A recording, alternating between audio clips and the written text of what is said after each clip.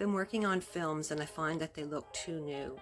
I want to use a dark sheet and just paper scraps, because so I make the film black and white, it's going to look old film, like a vintage black and white film.